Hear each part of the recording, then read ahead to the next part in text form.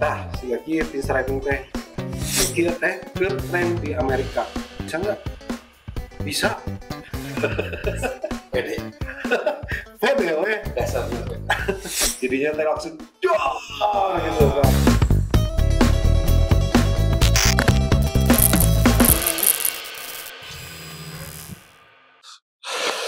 Oke, Om Mami, kita ketemu lagi di part kesekian.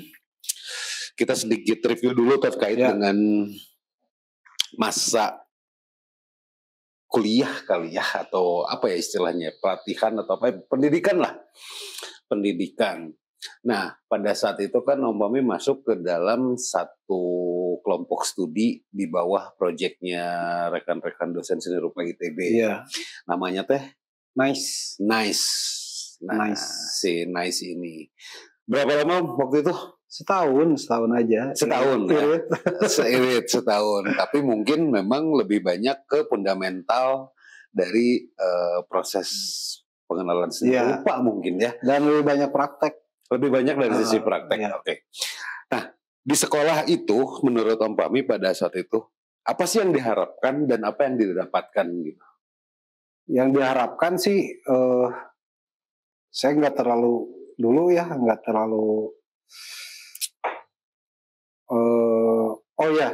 saya masih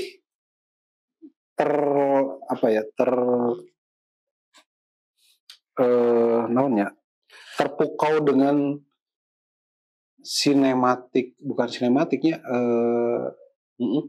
dulu kan masih zaman MTV gitu. Oh, oke. Grafis moving atau apa itu namanya? Dulu kan lagi zaman MTV. Animasi. Nah, animasi. Saya teh suka si MTV itu teh tiap penggalan acara teh selalu ada tampilan-tampilan. Betul. Dia menampilkan logo bumper logonya. Ya, bumper logonya teh asik gitu. Ada sinema, ada apa? Ada gerak, ada karakter. Macam-macam lah gitu. Nah, saya teh terpukau ke situ, pengen bisa seperti itu gitu awalnya mah. Oh, justru malah awalnya mah lebih cenderung tertarik sama gambar-gambar bergerak. Ketika mau kuliah teh. Pengennya seperti itu. Tapi ternyata di kuliah ini lebih banyak praktek yang mengandalkan skill tangan. Skill tangan dan rasa gitu.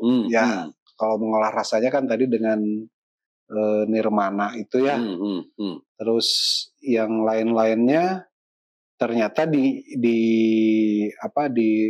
sekolah itu teh hanya praktek manual gitu banyaknya teh gitu. Maksudnya misalnya pas materinya kaligrafi ya memang manual pakai tinta, pakai kuas. Lalu ketika menggambar menggambar objek lah. Memang manual semuanya, pensil lah gitu, pensil, kuas. Dan ada satu materi lagi yang saya semangat waktu itu teh ada mata kuliah airbrush. Oh, ada mata kuliah airbrush? Ada mata kuliah airbrush waktu itu. Tapi kita mau bikin desain, terus eksekusinya adalah tugasnya adalah membuat poster dengan teknik airbrush. Wah. Nah itu yang paling saya akhirnya itu yang paling benar-benar memikat, nempel gitu. Jadi tadinya pengen yang tadi bikin animasi, bumper, animasi dan lain-lain. Itu pas di mata kuliah itu tuh yang paling benar-benar bikin saya teralihkan gitu. Jadi excited kayak airbrush. Oke. Masih ingat gak gambar apa waktu itu Om Bami? Saya waktu itu bikin poster jadi kayak kota gitu, kayak bikin satu kota tapi dengan teknik airbrush gitu, gedung-gedung gitu, terus ada jembatan gitu. Berarti gambar situasi lah ya. Iya. Situasi.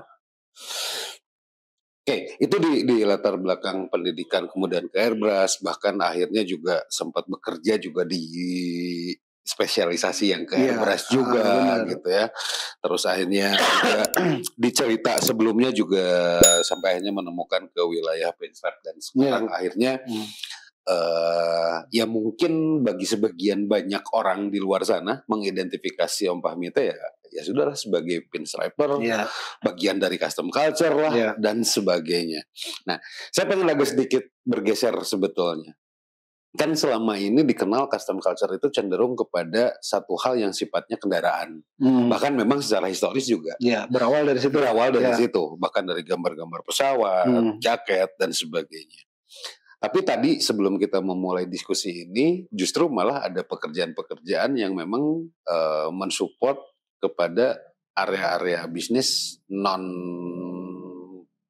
vehicle atau non kendaraan seperti restoran dan sebagainya. Boleh diceritain sedikit Om? Jadi ya selain ke otomotif dan sebagainya, saya tuh dari tahun 2006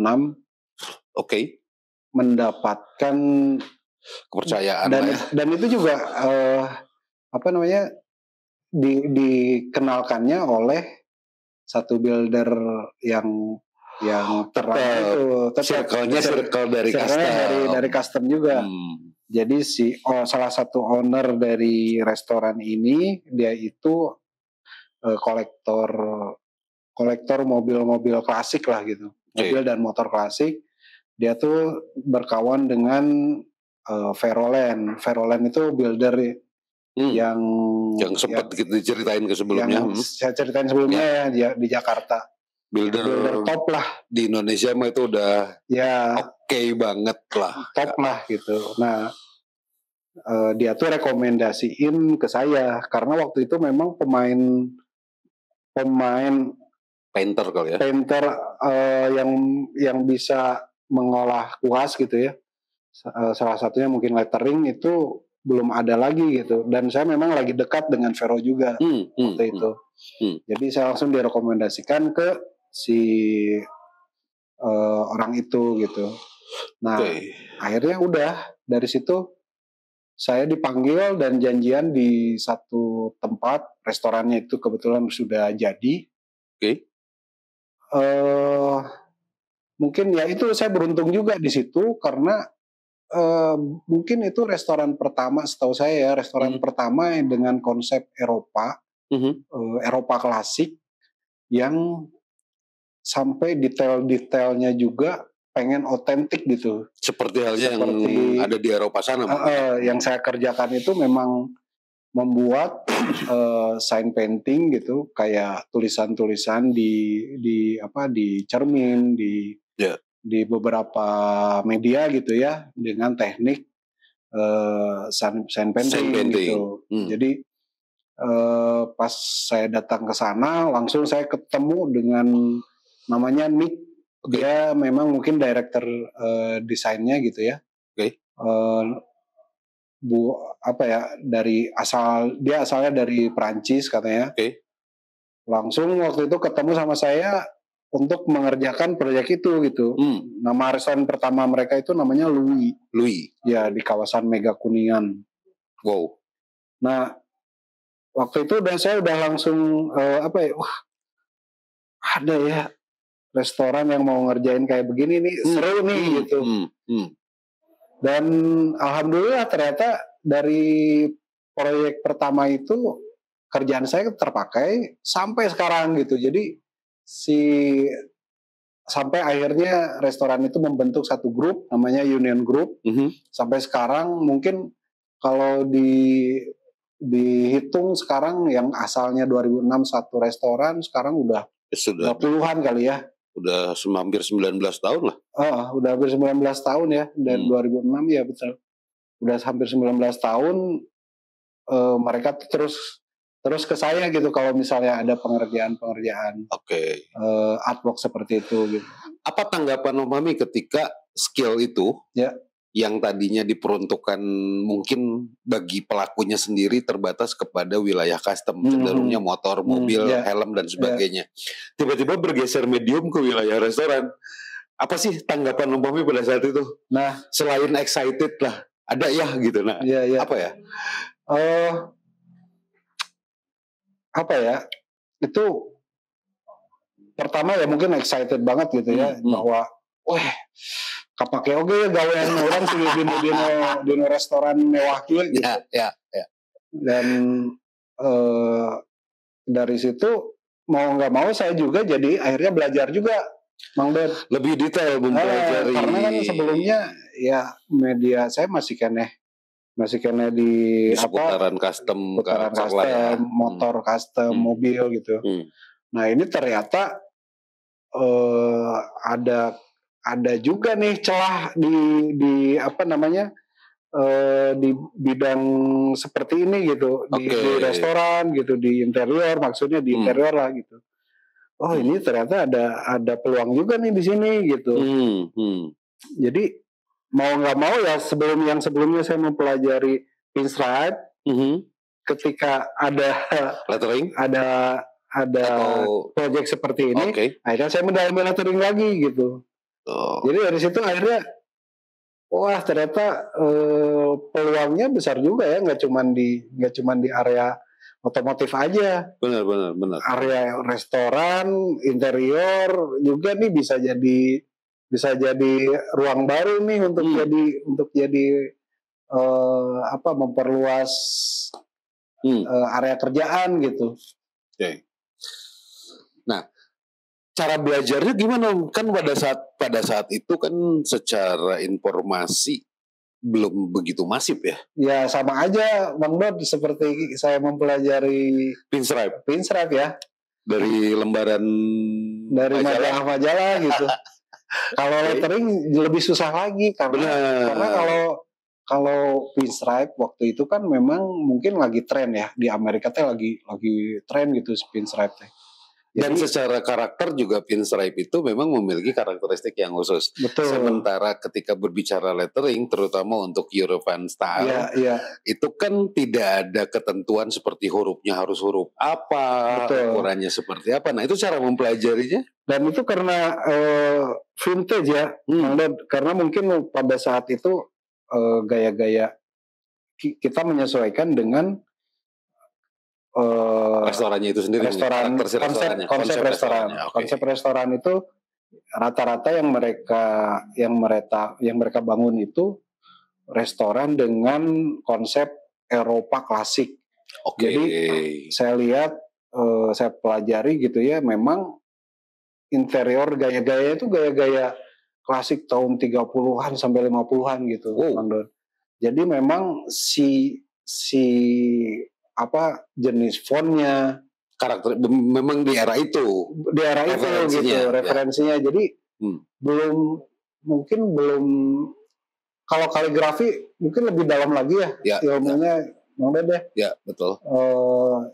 Ada ada landasannya gitu kalau kaligrafi.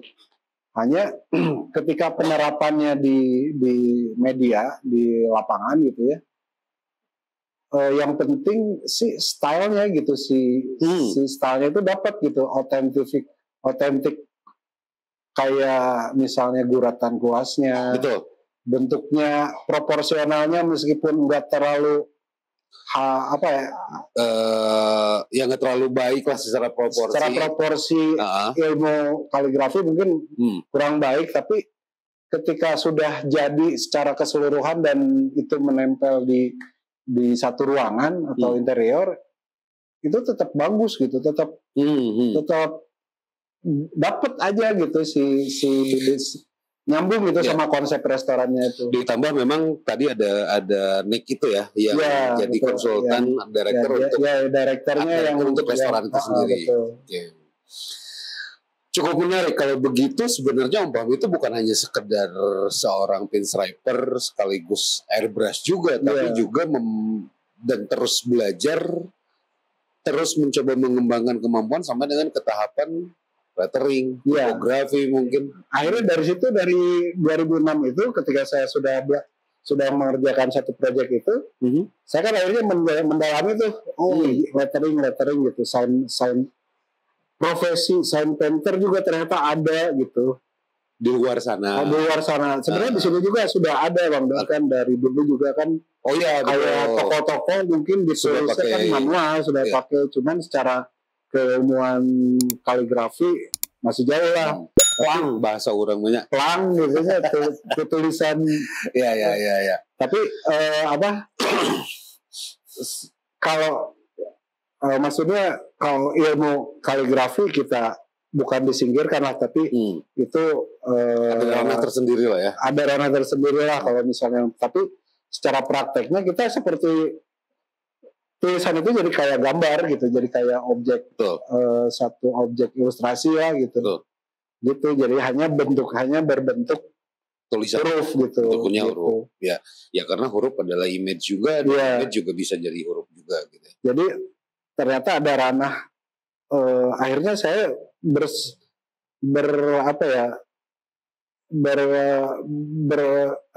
yang asalnya tadi pinstripe, sebuah motif jadinya elaborasi dong. Jadinya ada unsur saya dapat masukan lagi, saya dapat ilmu lagi gitu untuk bukan dapat ilmu tapi ada ruang lagi saya untuk mempelajari ilmu itu gitu. Betul. Sainpenter itu. Dan gitu. itu justru malah jadi memperkuat secara karakter gitu ya, dan kekayaan dari sisi kemampuan membangun autentifikasi dari si karyanya itu sendiri kan. Dari digabungin antara pinstripe, teknik airbrush, ilustrasi udah pasti gitu ya. Plus tipografi dan lettering gitu. Itu udah modal yang sangat kuat sebenarnya. Oke. Nah, kalau di era sekarang nih Om Pami ya, seperti janji kita di awal tadi gitu ya, bahwa memang yang tersisa itu lebih ke wilayah dengan perkembangan teknologi. Apa tanggapan Om Pami ketika mulai masuknya atau mudahnya mencari referensi di era sekarang? Karena kecenderungan untuk meniru, kecenderungan untuk memodifikasi gitu ya, dengan mudahnya teknologi itu kan menjadi sangat mungkin dan bisa begitu masif. Tanggapan Om Pami terkait dengan perkembangan teknologi dan kaitannya sama si pelakunya itu sendiri seperti apa? Ya rada beratnya pertanyaannya. Udah ngalaman dulu. Kalau saya pribadi dulu aja ya. Saya pribadi aja dulu, Mang Ded, mengenai teknologi ini, kemajuan teknologi dihubungkan dengan dengan apa yang ngomong dunia saya gitu. Betul. Mungkin malah lebih banyak positifnya. Oke. Nggak tahu karena saya selalu melihat sesuatu dari sisi positifnya aja, nggak tahu gimana. Pokoknya saya mah mau kondisi gimana pun juga. Kita mah jalan aja gitu sesuai apa yang saya sesuai dengan gitu. Tracknya tetap di situ aja gitu. Mau di luaran mau kayak gimana juga gitu. Tapi positifnya adalah saya malah merasa mungkin semakin maju teknologi gitu ya. Apa yang saya tekuni ini maka bakal akan lebih berharga gitu. Oke. Saya melihat dari sisi situ. Saya melihatnya ke situ sih. Jadi semakin canggih teknologi printing, teknologi termasuk AI gitu ya. Malah kerjaan yang seperti saya ini akan lebih otentik gitu, Mang Dan. Setuju sih. Mungkin orang lain mungkin akan banyak yang tergiur ya. Kayak mungkin pelaku anak-anak muda nih mungkin yang sudah mempelajari custom paint, pinstriping dan lain-lain, ketika datang teknologi seperti ini gitu, digitalisasi dan lain-lain gitu, mungkin akan yang tergiur untuk akhirnya dia lah lebih masuk ke ranah itu. Dia ternyata lebih gampang, lebih cepat. Kudu riweuh ngecat, kokotoran dan lain-lain gitunya. Bau thinner. Mungkin akan banyak yang akhirnya tergiur dan tergoda untuk banting setir akhirnya ke sana gitu. Meskipun pada awalnya dia pengen bikin mempelajari pinstriping dan lain-lain gitu. Ya itu mungkin sah-sah aja ya itu. Akhirnya kan kembali ke si artisnya. Cuman kalau secara dari saya sih mungkin nantinya akan bakal lebih apa ya, lebih sedikit si pelaku teh gitu kalau misalnya tetap yang pelaku yang melibatkan fisik. Iya betul. Dan secara nilai, secara value mungkin akan lebih Bisa tinggi jadinya. Jadi gitu. Berbeda jauh, betul. Mungkin akan balik lagi ke seperti saya memulai gitu. Saya memulai dulu kan hanya saya merasa sendirian gitu. Sekarang kan udah banyak. Tapi kalau apa ya, saya nggak terlalu merasa terganggu gitu dengan hal itu. Saya lihat positifnya mungkin yang jadi manfaat buat saya sih literatur ya. Karena akan lebih banyak referensi bagi saya untuk membuat satu karya gitu. Tuh.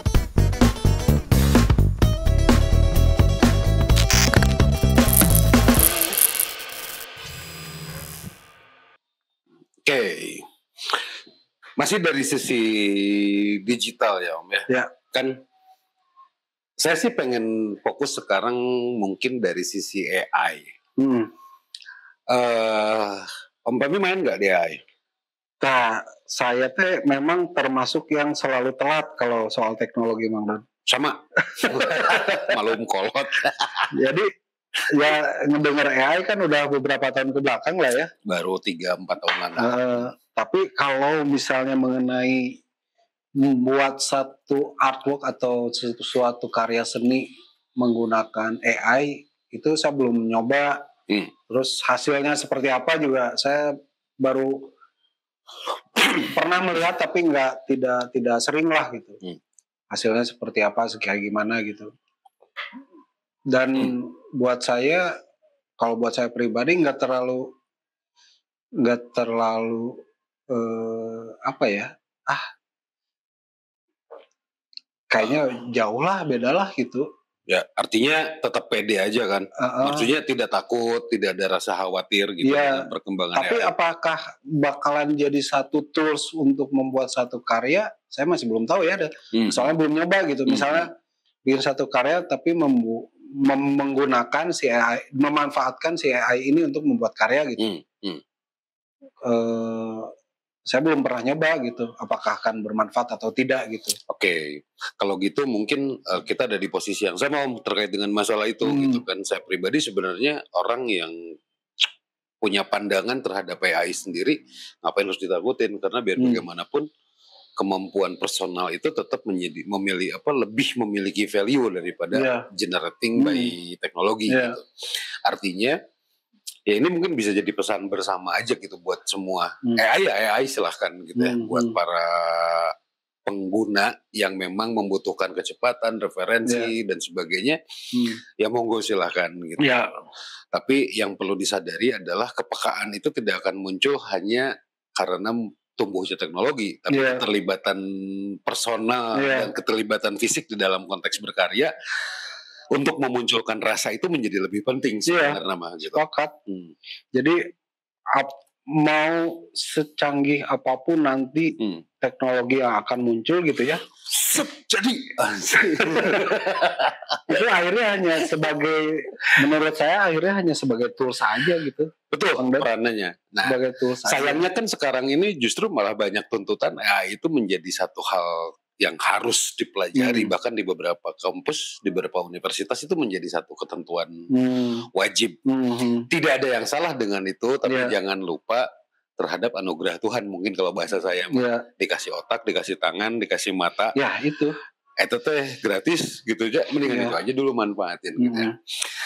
Masih dalam konteks digital dan teknologi Om Fahmi, selain tren perkembangan tools termasuk AI tadi, belakangan ini justru ada hal yang bahkan bisa meningkatkan secara value personal dari sisi digital, yaitu adalah sosial media.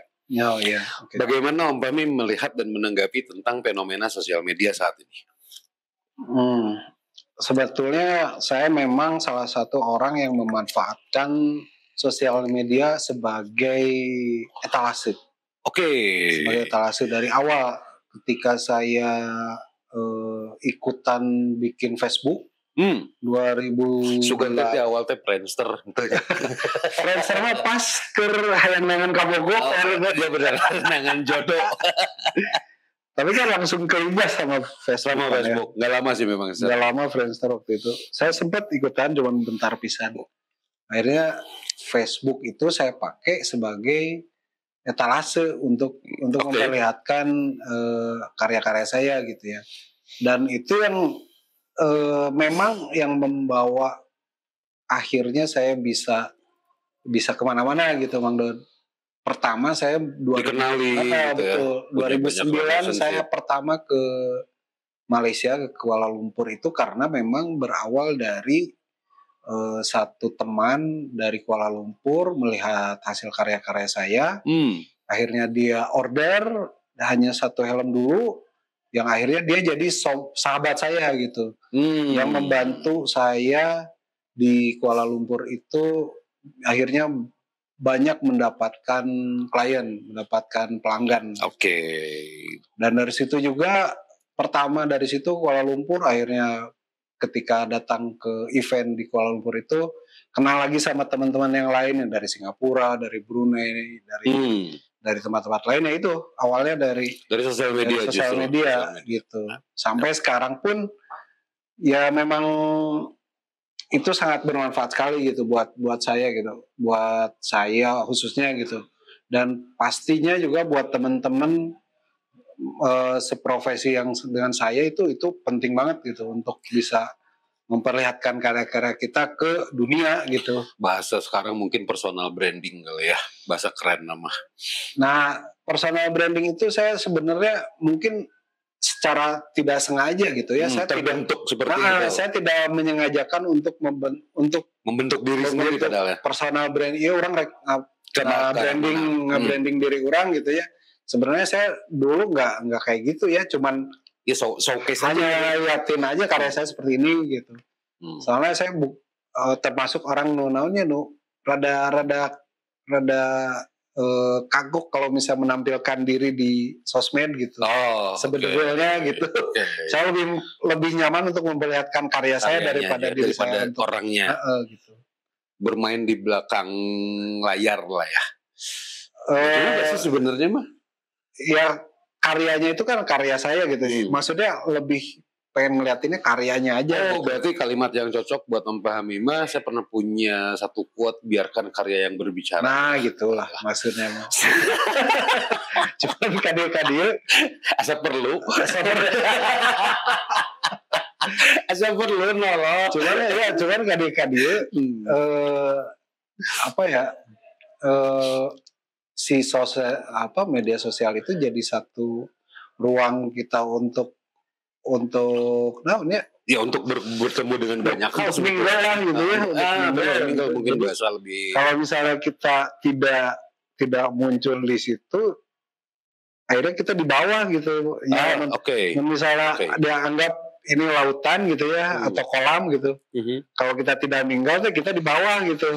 Biar bisa dilihat sama yang lain mungkin di atas ini banyak calon customer lah, calon klien dan lain-lain gitu. Kalau kita nggak muncul nggak akan kelihatan gitu. Dan akhirnya memang butuh seperti akhirnya mau nggak mau kita harus mengikuti juga alur gitu. Betul. Ya, memang ini juga jadi satu hal yang perlu kita pertimbangkan, bahwa sosial media itu sekarang ini kan banyak hal yang menceritakan sesuatu yang sifatnya negatif. Justru yang positif-positif ini perlu kita gali dan perlu kita angkat sebetulnya sebagai bukan penyeimbang lah, tidak sampai dikatakan penyeimbang yang negatif, tapi memiliki tempat tersendiri yang bisa menjadi wakil dari masing-masing personal, menunjukkan value-value dari masing-masingnya, sehingga setiap orang itu bisa dipahami value-nya lewat sosial medianya sendiri. Ya asal jangan kejebak aja gitu, karena memang racunnya gede. Racunnya gede, jangan kejebaknya tuh, maksudnya jangan sampai jadi siga flexing lah, naon lah gitu. Ya seperti saya coba mengutip dari salah satu dokter neuroscience gitu ya, bahwa zaman sekarang ini, termasuk juga yang pernah diucapkan sama Bapak Fahrudin Faiz, itu zaman sekarang ini kita sedang berada di era epilepsi teknologi atau epilepsi informasi, di mana semua itu bisa didapatkan dengan tanpa filter dan hanya diri kita aja yang memfilter. Oke, next mungkin ini adalah the last gitu ya. Tadi sudah banyak diceritakan, bahkan dari kemarin juga kita sudah banyak bercerita terkait dengan proses, tahapan awal dan sebagainya. Ada satu hal yang cukup menarik sebetulnya terkait dengan merchandise. Dan Om Pami juga sudah memulai di wilayah itu. Sejak kapan merchandise Priplow ini muncul? Sebetulnya dari 2004 ya.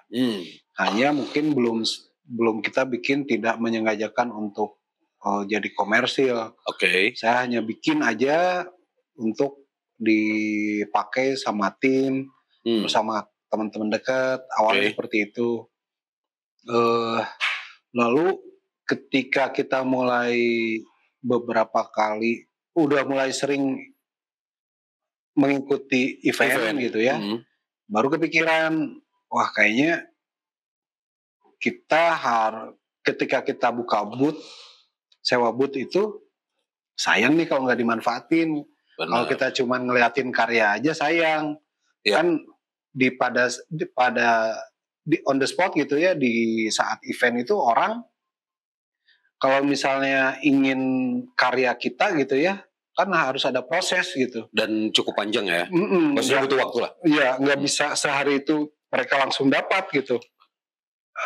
Kayak painting helm aja misalnya, harus nunggu waktu seminggu. Tapi kalau di event, kita misalnya menyediakan sesuatu yang bisa mereka dapatkan pada saat itu juga, itu lebih cocok kayaknya. Makanya kita bikin merchandise akhirnya secara serius gitu. Itu tahun 2009-2010 kita mulai tuh.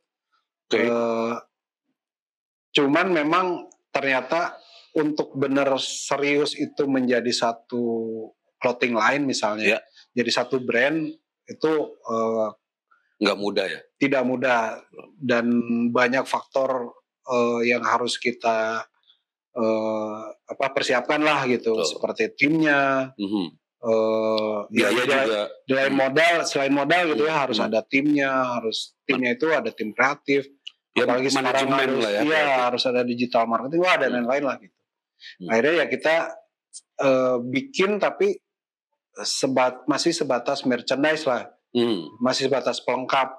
Sampai akhirnya baru nih ketika kita pindah ke sini, di sini udah setahun, baru benar-benar saya mulai seriusnya di kadar keseriusannya dinaikkan lah gitu. Mulai betul-betul saya akhirnya mencari partner untuk bisa membantu manage aparel dari ini berjalan gitu. Gitu. Nah, nilai lebihnya dari sebuah merchandise selain memang bisa langsung dibawa pulang, kemudian ini juga menjadi satu hal yang identik dengan Pahmi atau identik dengan Free Flow, karena sekarang mungkin masih kayak balapan nih, Free Flow atau Pahmi nih. Itu kan masih balapan nih, belum teridentifikasi secara masif. Ada yang kenal orang Pahmi mana, Pahmi Free Flow. Ada yang kenal Free Flow mana, Free Flow itu Pahmi gitu. Masih seperti itu gitu kan. Nah, menurut Om Pahmi nih, cita-cita ini apakah ke depan Free Flow itu akan berdiri sebagai sebuah bisnis atau brand dan Pahmi akan menjadi seorang Pahmi, atau ini akan menjadi tetap dipertahankan ngeblend keduanya? Kedepannya ya saya sadar diri lah Bang Dad ya, bahwa umur itu sesuatu tuh tidak akan ada yang abadi gitu. Pasti suatu saat kita akan pada waktunya kita akan kembali lah gitu. Nah, saya istilahnya udah dari sekarang tuh udah merintis lah. Ini akan menjadi satu legacy nih gitu. Saya nggak mau si Free Flow tuh ketika saya nggak ada jadi Free Flow jadi hilang juga gitu. Keren. Saya belajar dari ada satu brand namanya Fondage. Kan itu si Fondage itu kan nickname dari pinstriper. Si siapa Kenny Howard dia memang yang pencetus seni pinstriping gitu. Originator ya namanya dari istilahnya dari dari custom culture di Amerika, dan dia adalah artis yang mempelopori pinstriping ini gitu. Dan akhirnya sekarang dia menjadi satu brand ternama besar yang gitu. disebut dengan si Pondage itu. Nah, saya tuh pengennya ke situ salah satunya. Amin. Hanya si customnya ini, si custom paintingnya juga ingin tetap berjalan. Nah, bagaimana caranya? Otomatis saya harus mendelegasikan skill dan pengetahuan saya ke tim yang berikutnya, yang sedang saya barengan saya bina dan sebagainya, bina dari sekarang gitu. Nah, secara brand Free Flow ini, custom ini jadi sekarang ada dua nih. Free Flow itu ada Free Flow Apparel dan Free Flow custom painting gitu. Nah, mungkin custom painting ini memang sudah berjalan lama sebagai main bisnis, sebagai main bisnisnya, dan sebagai brand juga orang-orang taunya masih custom painting gitu. Nah, si Free Flow Apparel ini yang akan saya boost, mungkin akan lebih istilahnya, kalau di bisnisnya si apparel ini nih yang bakalan jadi lebih menghasilkan lah gitu. Secara profitable ya. Betul. Jadi ini mungkin mesinnya yang akan nanti lebih, karena ketika saya ini, kalau sistem si apparel ini, kalau sistemnya udah berjalan, dia akan lebih jaminan untuk sustainable-nya lebih tinggi, lebih panjang ya. Kalau ini faktor kalau di painting, faktor pelakunya tuh secara apa ya, secara personal itu masih melekat ya? Masih melekat gitu. Masih kuat. Nah, kalau yang ini bakalan lebih sustainable. Jadi, tapi tetap saya akan berusaha ini kedua ini nanti kedepannya akan berjalan bersamaan gitu. Nah, lalu di sisi saya sebagai personal, saya akan lebih inginnya gitu, kedepannya saya akan lebih ingin lebih berkarya, sesuai apa yang menjadi hasrat saya lah gitu. Ya seperti Mang Den kalau misalnya bikin poster, mendesain sesuatu, membuat karya bukan berdasarkan pesanan gitu, bukan berdasarkan orderan, tapi memang membuat lebih ke ekspresi diri gitu ya. Betul ya, istilahnya itu mungkin lebih tepat ya. Bikin satu karya jadi suatu karya ekspresi diri lah gitu. Nah, itu mungkin kedepannya saya akan lebih banyak seperti itu gitu. Keren bisa. Oke. Sebagai penutup, bahwa obrolan hampir berapa ya kemarin, 2 jam kurang lebih ya kalau digabung sama hari ini, atau 2 jam setengah.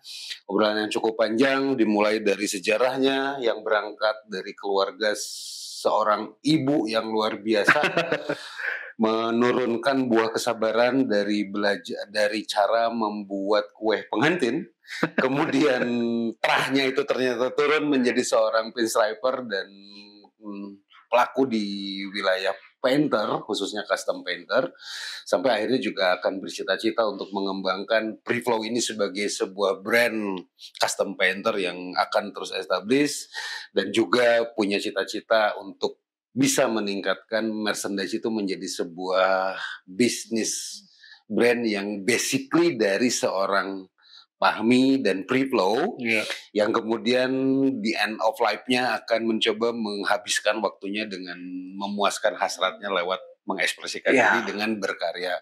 Jangan lupa untuk selalu ikutin channelnya dari apa nama channelnya? Free Flow Custom. Kalau pengen beli merchandise-nya, belinya entong ngabajak, entong menta, entong belilah. Gitu.